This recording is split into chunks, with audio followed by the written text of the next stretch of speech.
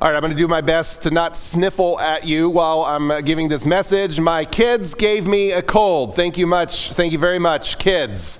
It may have been my wife also. So I don't know, but someone in my family was out to get me this week, and so I will do my best to get through this without you all hearing sneezing and coughing and everything else. So go ahead and turn to Genesis chapter 22. So we've been working our way through the book of Genesis with the focus on where is the gospel coming out in the book of Genesis. So where can we see Jesus? And hopefully, as you've seen, as we've been going through this series, quite a bit, even going back to chapter 1, Jesus has been coming out. And in chapter 22, we're going to see just a very powerful way, in my opinion, of how the gospel, the good news of Jesus, that's what the gospel means, comes out all the way back in Genesis chapter 22, thousands of years before Jesus. And let me ask you, how many of you have ever had to take a test that you were not prepared for? I'm going to raise my hand there. How many of you ever shown up to class and been surprised to find out that there was a test that day? I know I have as well. Well, I read about a college student named Dave, and Dave walked into class on what he thought was a normal day, and he was shocked when his professor announced that today is the day of the midterm exam. Oh, And so Dave looked around and frantically whispered to the person next to him and said, "What midterm? When did the professor tell us about this?" And the classmate just looks back and he says, "It was on the syllabus." Oh, okay. So Dave sat down and panic began to set in. And when he looked at the test, he saw he did not even know the answer to the first question. And so, thinking on his feet, he decided he wasn't just going to answer wrong questions or leave it blank, so he would answer with philosophical reflections to answer each question. So, for example, when one of the questions was asking about the chemical formula for water, Dave wrote, "Sometimes in life it's not about knowing the answer, but about trusting the journey." And so that's what he did all throughout the test. Well, next week, test comes back. He gets his grade, and guess what he got? He got a big fat F, yes, with a note from the professor down at the bottom that said, "See me after class." Uh-oh, I've been there. Now, as a college student, I hated studying, which, by the way, is a bad combination of being a college student and hating studying. And so I never had the greatest grades, and there were certainly times where I showed up to class having not paid attention and suddenly realized that there was a quiz or a test that I did not study for. And in the passage that we're going to be looking at today, Abraham is going to be tested. But he's not going to be tested with academic knowledge. This is what I would call more of a cumulative life test.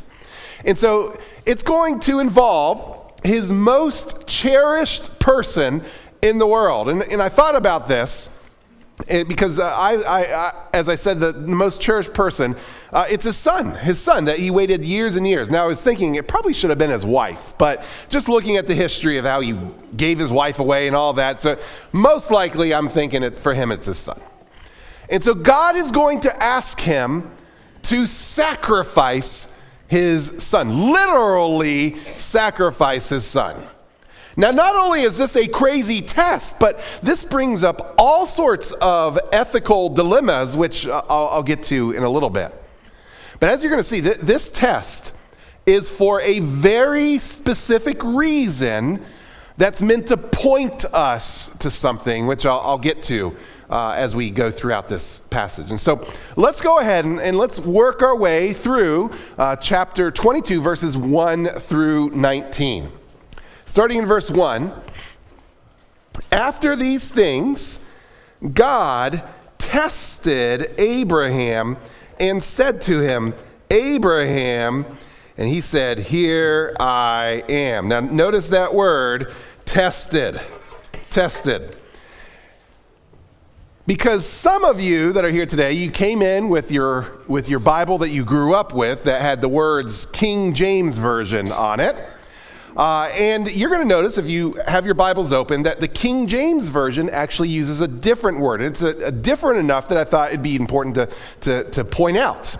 And so for those of you with King James, by the way, this is probably, I was thinking, the first time that I've been here at Island Pond that I've now put up on the screen something from the King James, but here we go.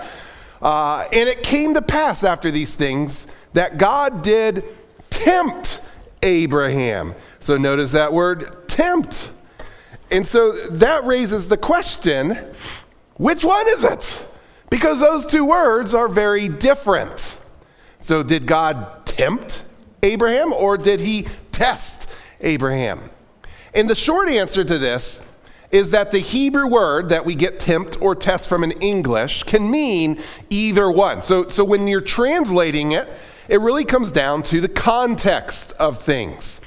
And so to tempt someone is to try to entice them to sin. That's what the definition of it, tempt is from a biblical perspective. But to test someone is to give them a chance to prove their faithfulness or their character or their obedience. And so knowing these two definitions, if we were to look at the context of Genesis 22, just even the first verse, which one do you think is the most obvious here? Well, I think it's obviously test.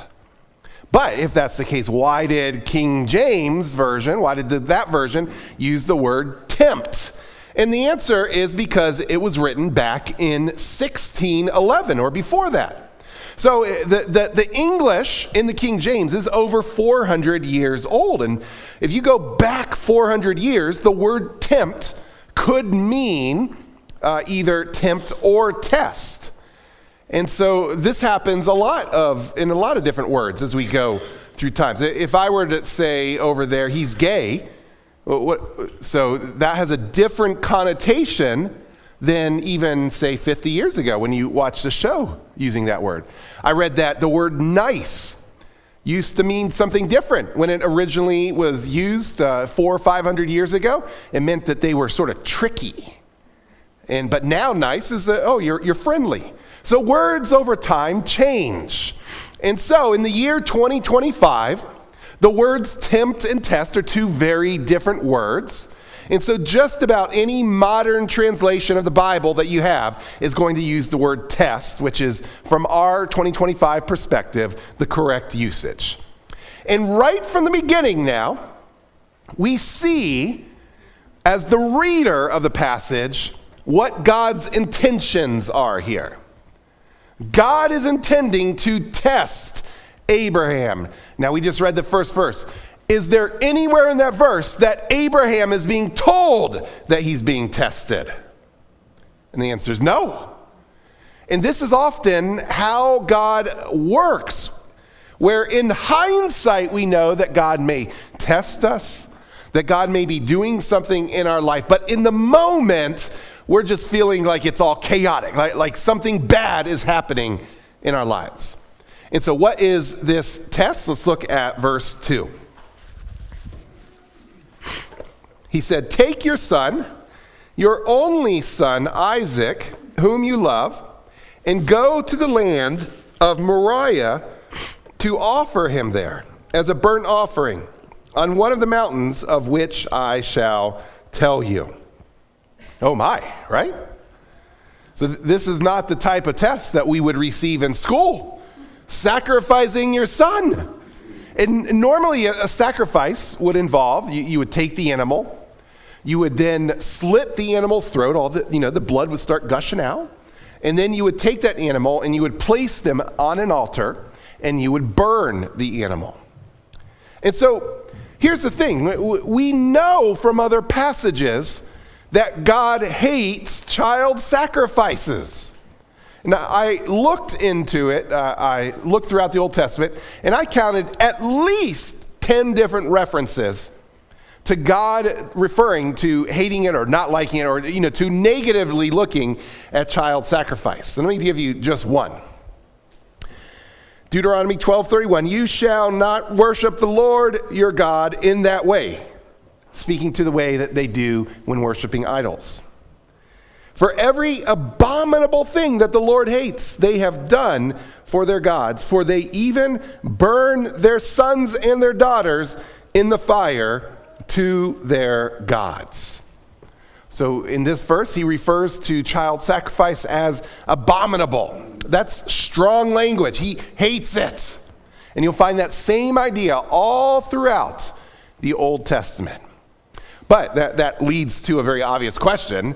If this is the case, then why in the world is God asking Abraham to sacrifice Isaac? And I want to give you 3 reasons why this is the case. First of all, we need to remember that God never intended for it to be fully carried out. This was a test.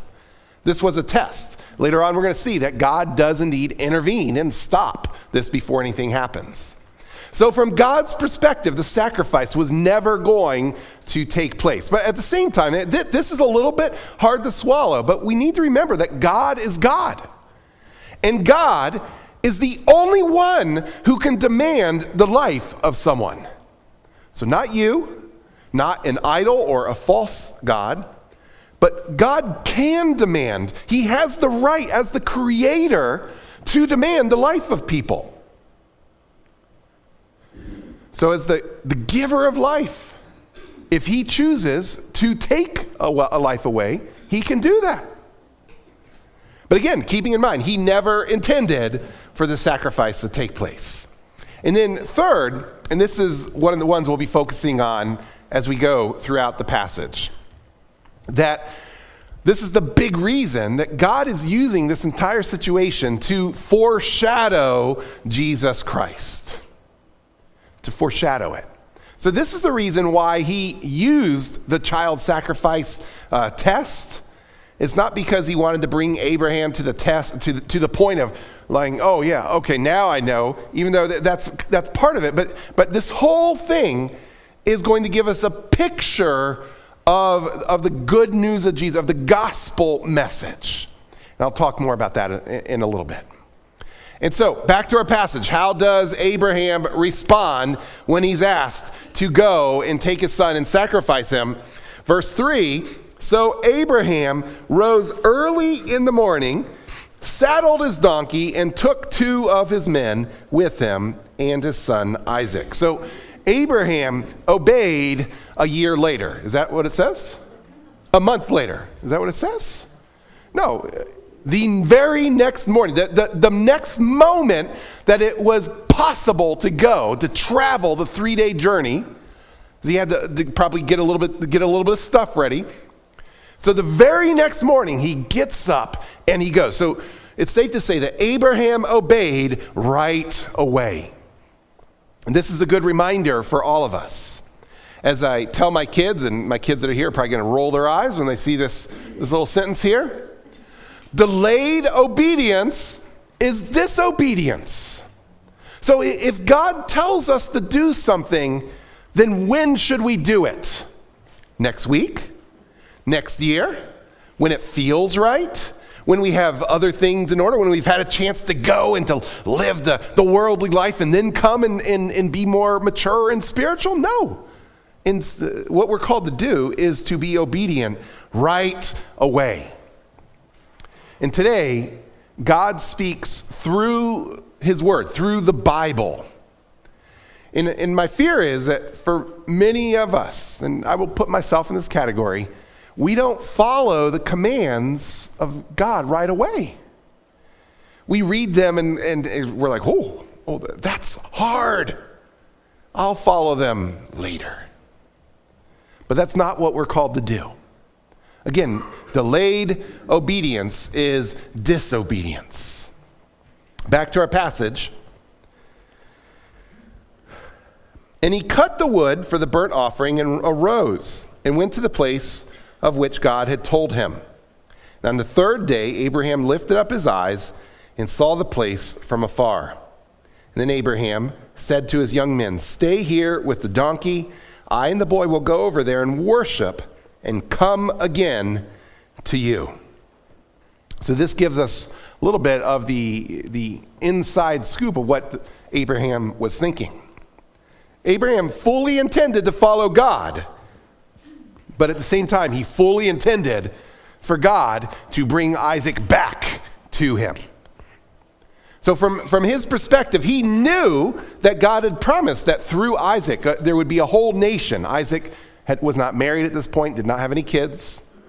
And Hebrews 11 sheds a little bit of insight into Abraham's thinking.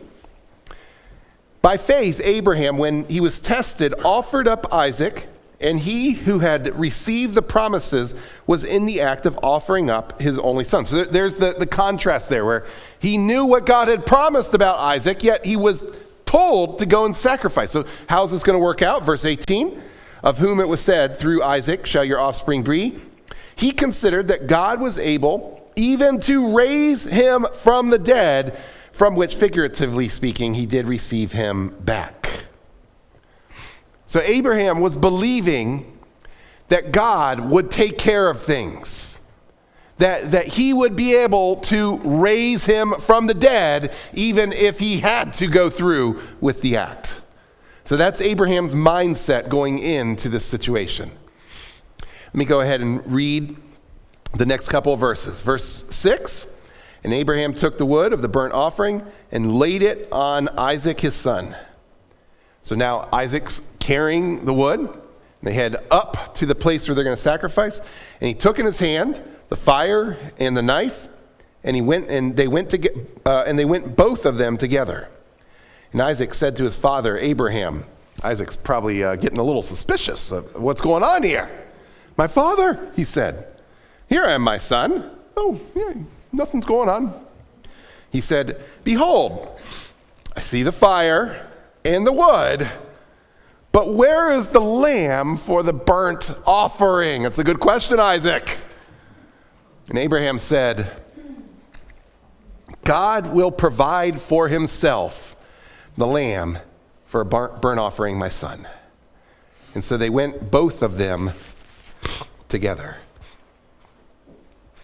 So by now, Abraham knows that if he were to sacrifice Isaac, God would bring him back. But he also believed that God's going to step into this situation somehow and provide a lamb. And by the way, I want to challenge you all to have that same faith, that maybe you're going through a difficult time right now, that you do not see any way that God could work something out.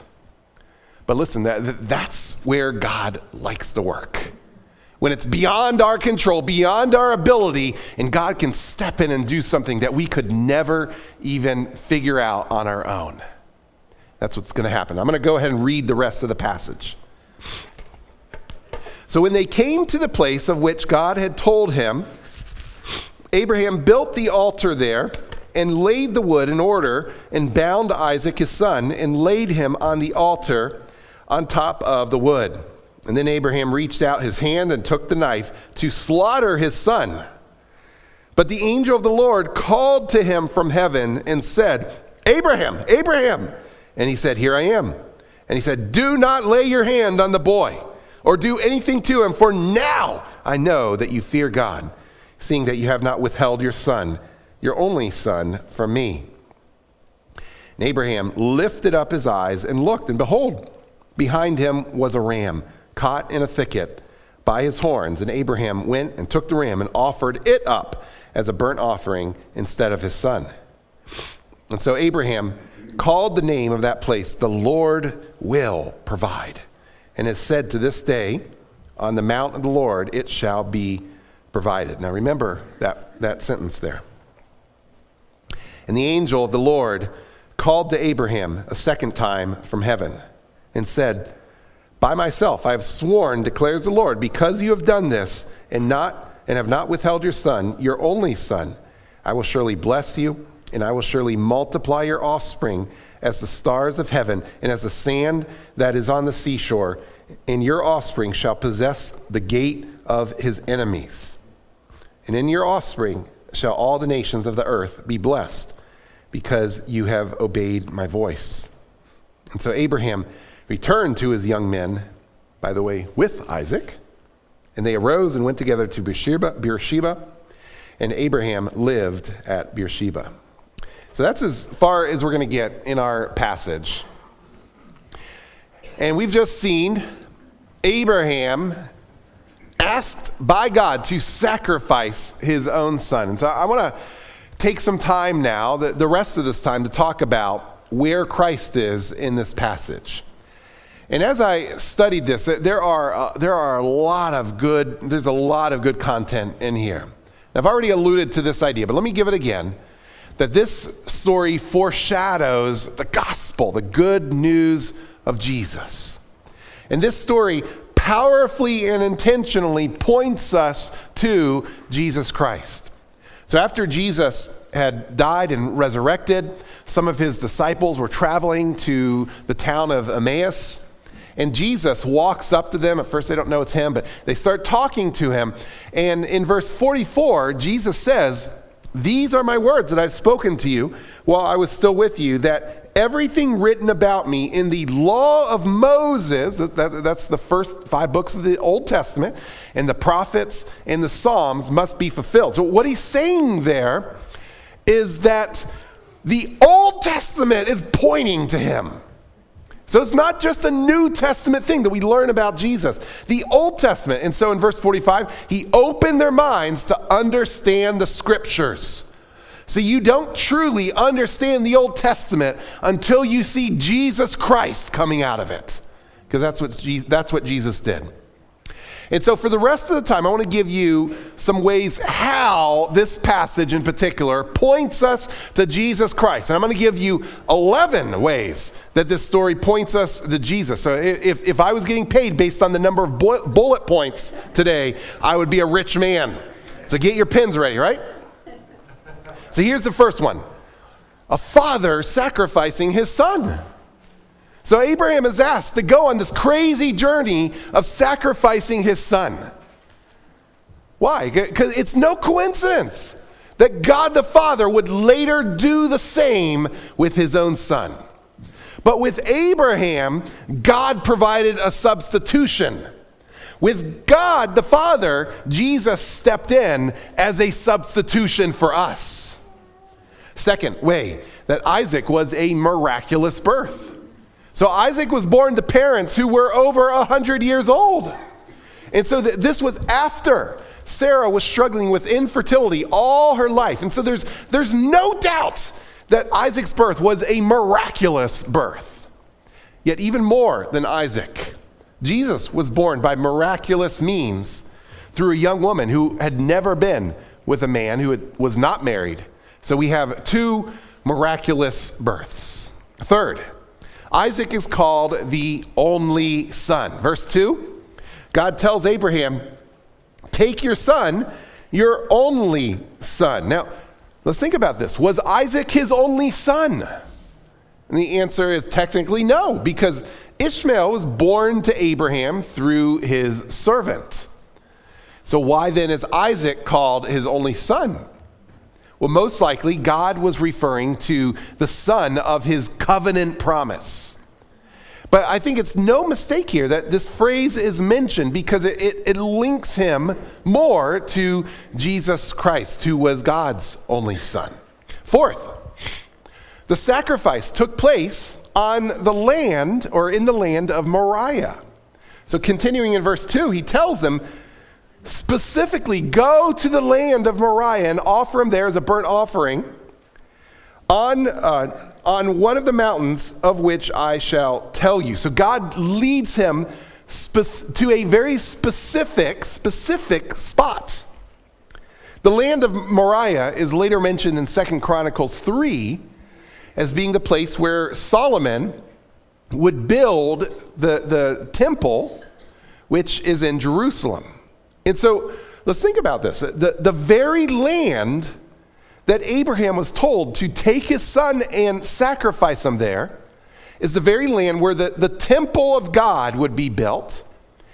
And it's also the very place, very area where later on Jesus Christ would hang on a cross on a mountain and be a sacrifice for us. Verse number 5. So it was a 3-day journey. So it took 3 days for Abraham and Isaac to travel to the land of Moriah. So where else have we heard of something taking 3 days? Well, Jesus Christ was in a tomb and rose again on the third day. Number 6, Isaac carries the wood. So the very wood that was used to sacrifice Isaac was carried by him. And in John 19:17, I won't read it, but Jesus Christ, we read, is the one that carries his own cross to at least for part of the way. Number 7, Isaac willingly went to be a sacrifice. So again, Abraham was over 100 years old when Isaac was born. And so we don't know the exact age of Isaac here, but by Genesis 22, most believe that he was probably between 15 and 20 years old. I read some people that thought he was as old as 30. So that would make Abraham between the age of about 115 and 130. Now, I'm not going to do this, but if I brought up, let's say an 18-year-old to the stage, and then I brought up whoever in here is the oldest person, so someone in their 80s or 90s to the stage, and I had them wrestle, who do you think would win? It'd be pretty cool to watch, right?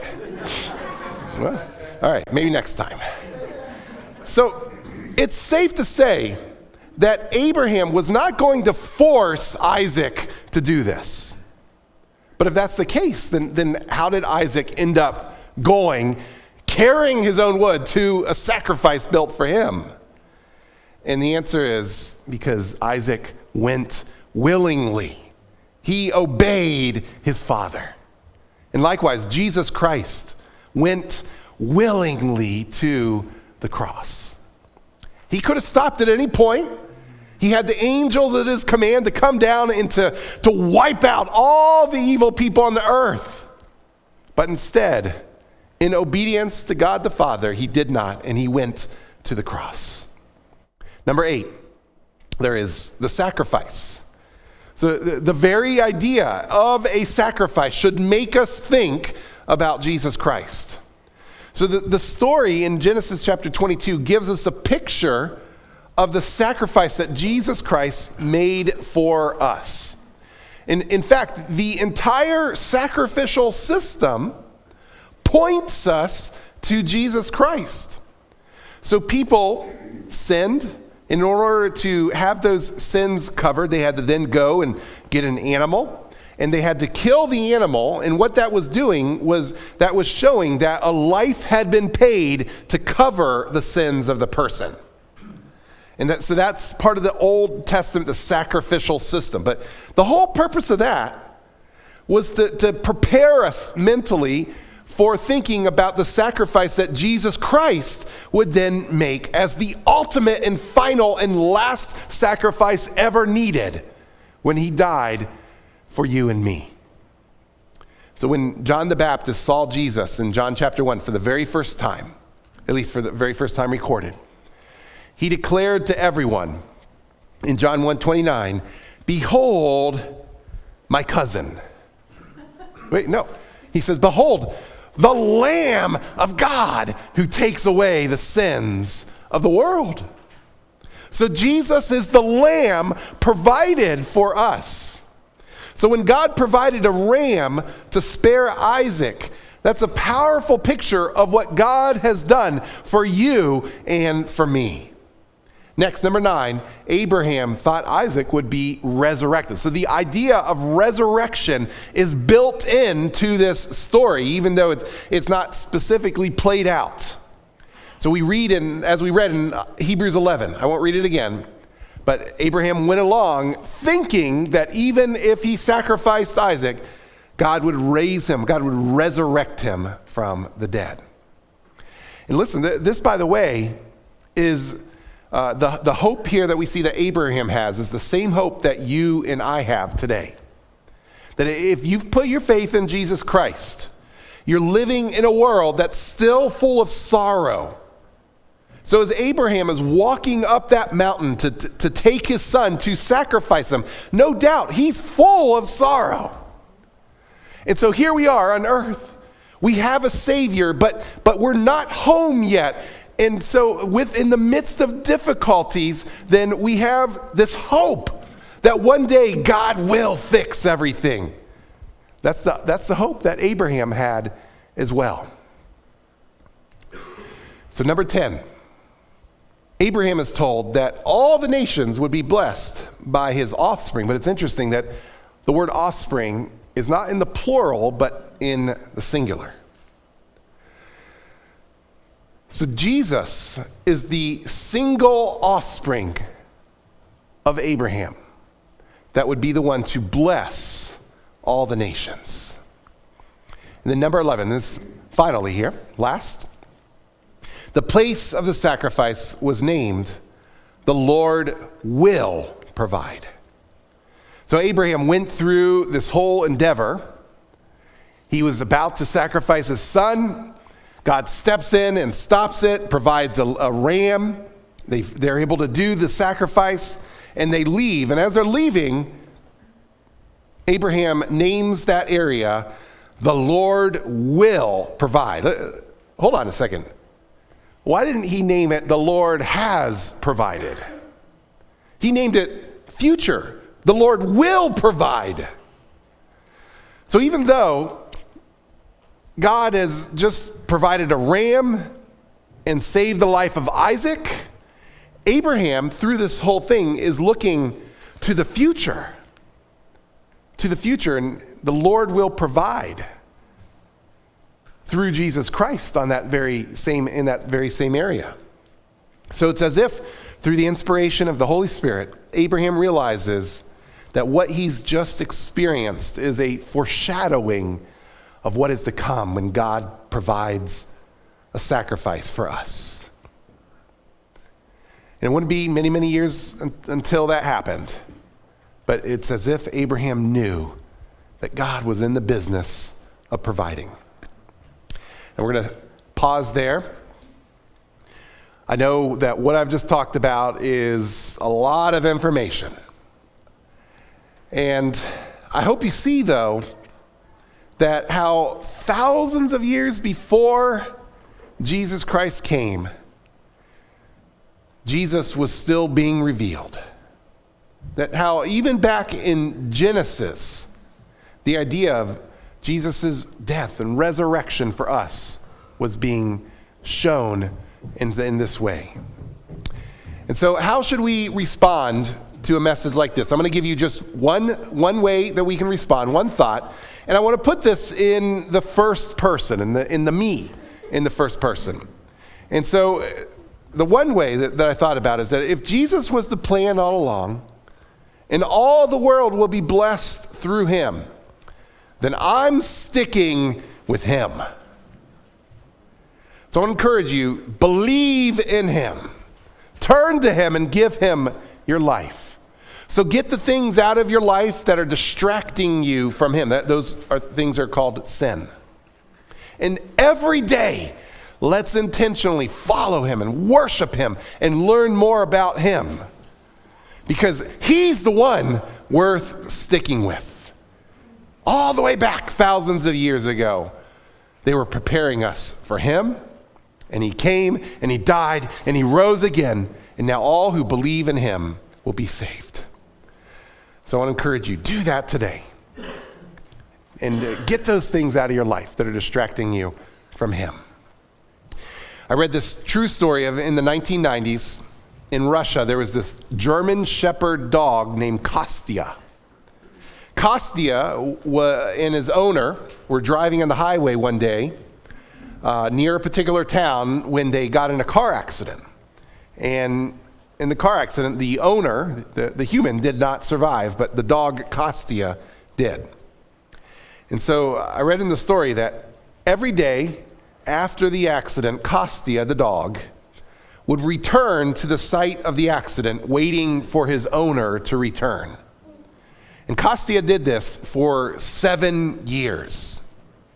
So even when it was raining or sleeting or snowing, no matter the weather, Kostya would come out and wait for his owner to return, even sometimes walking into the middle of the highway. people saw him. He sort of became like this famous dog in that town. They tried to adopt him. But anytime he was adopted, he would escape and go back to that very spot. And after the dog passed away in the town, they put up a memorial statue of the dog, and they called the statue with one word: loyalty. Loyalty. As I thought about that, I thought, man, that dog knew something. But that's something that we should know as well if we've been saved by Jesus Christ. We know where our salvation comes from. And so Jesus Christ deserves our loyalty. He was the sacrifice meant for us. We can't repay him for what he's done, and we shouldn't even try. But we can certainly remain loyal to the one who has provided salvation for us. So may we do that today and in the days to come. Let's go ahead and let's spend a moment now in prayer, and worship team, you can come on up.